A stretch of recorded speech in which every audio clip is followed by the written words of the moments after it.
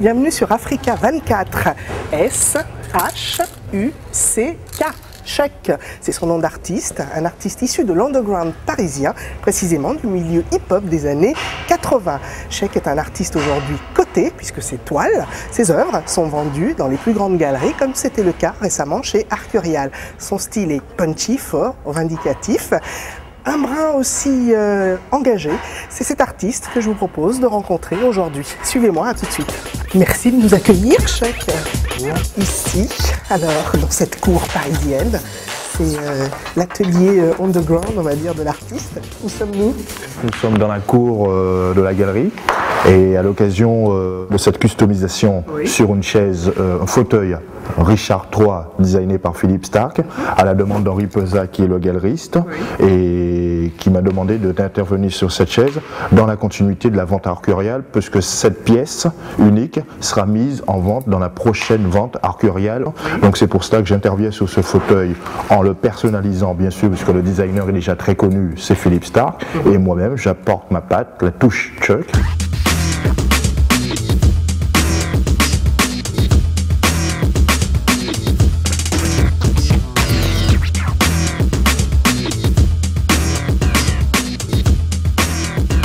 Vous êtes très coté en ce moment, vos toiles viennent de se vendre chez Arcurial. Comment on se sent comme ça dans la peau d'un artiste? On se sent reconnu? Non, la reconnaissance elle y est, mais on pense surtout aussi que le travail finit par payer et que les expressions éphémères sont dans une durée, résistent et puis se présentent sur le marché de l'art aujourd'hui avec on va dire un bon intéressement et puis une belle cote.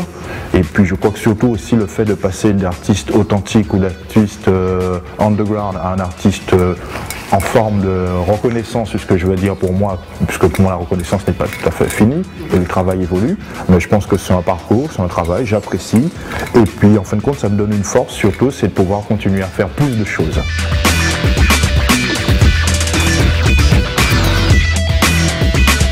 Donc de la rue, effectivement, aux galeries. Hein, voilà, exactement. On pourrait caractériser le parcours, de Chuck.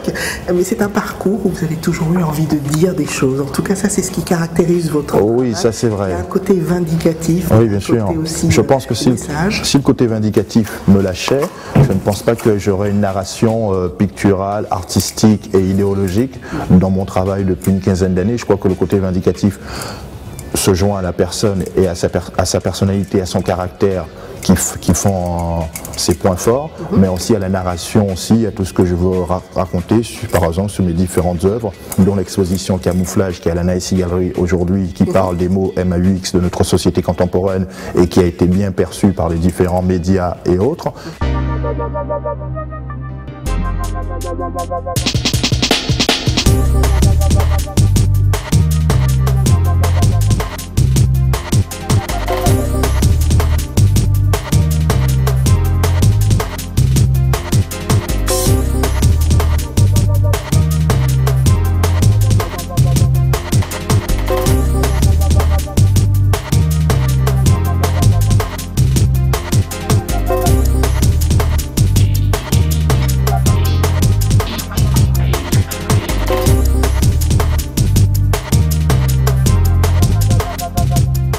Stone Camouflage, présenté à la Naïsi Gallery, et puis cette thématique qui me tenait très chère à cœur depuis un certain temps de l'exposer, et plus particulièrement le camouflage qui se présente souvent sous l'aspect militaire a été décliné aujourd'hui sur différentes thématiques et mots de notre société contemporaine qui est hyper actuelle, dont les crises financières, dont le racisme, dont la diversité, dont les minorités invisibles, dont la mutation avant le paradis qui est la mort, les maladies et autres, et puis le métissage, et puis tout un nombre de thèmes que les visiteurs et mes différents collectionneurs ou autres pourront découvrir à cette occasion.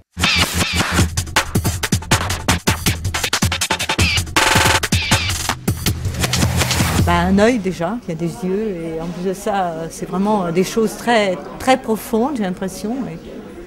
Et en même temps, ça sort de l'ordinaire parce qu'on n'a pas l'habitude de voir des choses comme ça. Il y a beaucoup de travail sur les couleurs aussi. Il n'y a pas seulement sur le graphisme, donc ça c'est quelque chose.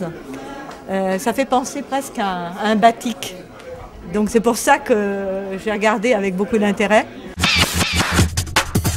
Suivant la thématique, en fin de compte, j'ai utilisé des couleurs qui s'approprient plus ou moins aux choses, comme le bleu, comme le noir, comme le marron pour Black Erosion, comme le bleu pour énergie et mouvement intemporel, comme des couleurs un peu plus pétantes pour Mutation avant le paradis, des couleurs aussi plus dures représentant les émotions intérieures pour Emotion Against Racism, voilà, et puis d'autres choses comme Invasion pour la guerre.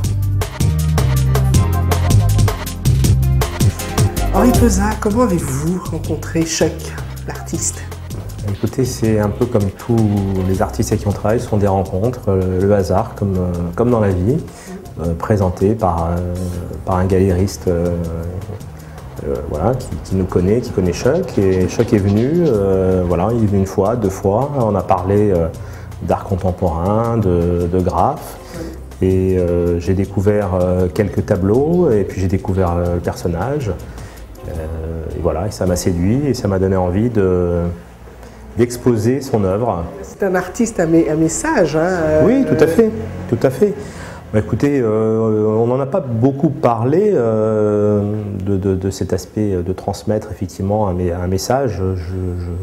Je comprends certaines choses, effectivement, il a parlé un peu de sa vie, de son passé, de ses convictions, donc effectivement je comprends effectivement pas une guerre, mais quelque chose qui ressemble à une lutte en tout cas pour préserver des idées, des idéaux, ses origines, effectivement, les problèmes de la vie. Hein. Enfin, je veux dire, donc il y a un petit côté un peu guerrier de revendiquer quelque chose avec force.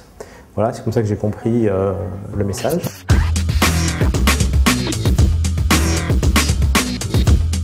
Alors dire les choses, parce que ça c'est ce qui vous caractérise.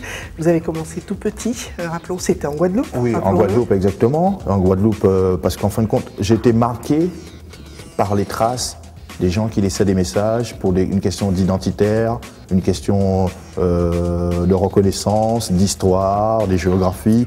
Et puis c'est une question aussi très coloniale, puisque aussi ça parlait aussi des indépendantistes, de différents personnages aussi, mais en même temps aussi, je crois que ces choses-là aussi, ça fait partie de notre histoire, ça fait partie de notre présent, notre futur, et c'est une façon pour moi d'avoir gardé ces gènes, ces traces, et en faire quelque chose de bien, faire quelque chose de créatif, et qui soit reconnu dans plusieurs pays aujourd'hui, certes, et différentes civilisations, d'ailleurs, qui se reconnaissent dans ma manière de traduire, de dire les choses, et de les inscrire dans un patrimoine et dans le mouvement graffiti surtout, qui est une expression éphémère, soi-disant au début, mais qu'aujourd'hui qui a fait ses preuves et qui rentre dans différents contextes.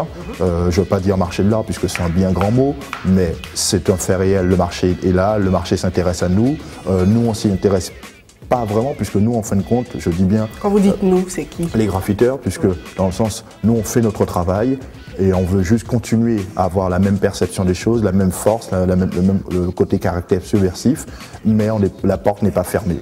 Alors c'est pour ça que vous avez travaillé sur différents supports, on va dire, hein, bien sûr le dessin, la toile, on le voit là, la customisation, mais également la musique, le hip-hop évidemment, et la mode.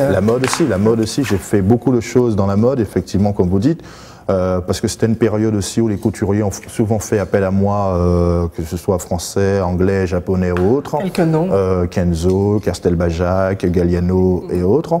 Parce que mon travail coïncidait à une période, je dis bien une période qui faisait des choses très très fortes, ils avaient besoin autant eux qu'ils avaient déjà une personnalité, ils avaient besoin d'une autre personnalité pour avoir une confrontation artistique et qui soit vraie et qui soit réelle.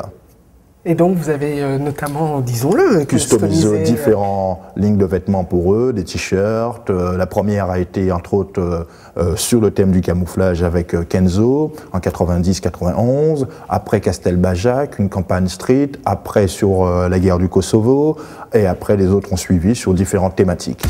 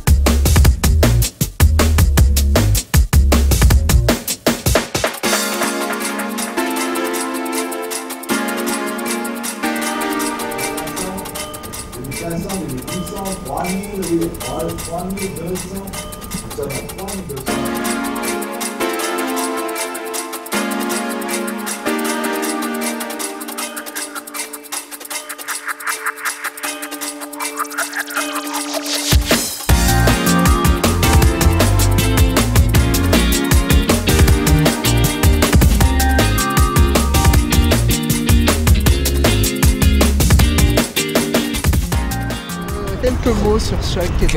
À Chuck, c'est comme je l'ai dit, c'est un ami, je travaille avec lui. Donc pour moi, je suis convaincu. Je connais son niveau, je sais qu'il est là depuis longtemps. Et il a un style carrément différent qui va à la fois dans le graffiti, mais s'en va du graffiti pour aller vers l'impressionnisme, mélanger vers le cubisme, avec tout ce qui est il y a aussi le réalisme. Donc tu sais, au niveau de la peinture, si tu restes que dans un seul créneau, tu peux que mourir. Tandis que si tu es un vrai peintre, tu peux aller avec les plasticiens, avec tout le monde, et montrer que l'art, c'est une rencontre entre les gens et de pouvoir faire avancer les choses. Et l'avantage de l'artisme, il n'y a pas de racisme.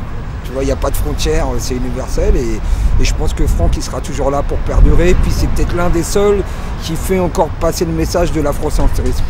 Salut!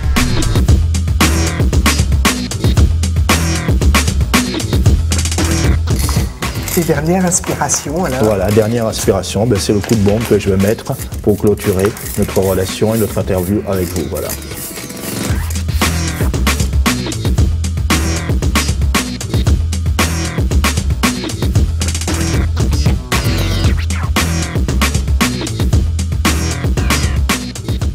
Ah oui, je pense qu'il y a eu dans l'art contemporain un avant-Chuck et après-Chuck. Je pense que ça a un petit peu bouleversé tous nos codes esthétiques. On réfléchit encore, hein. On s'interroge.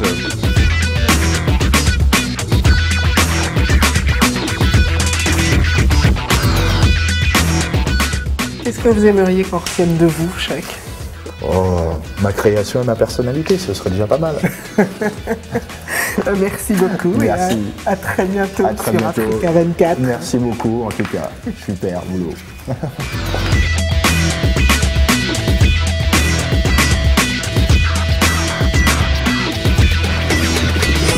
L'underground existe, l'underground est Chuck.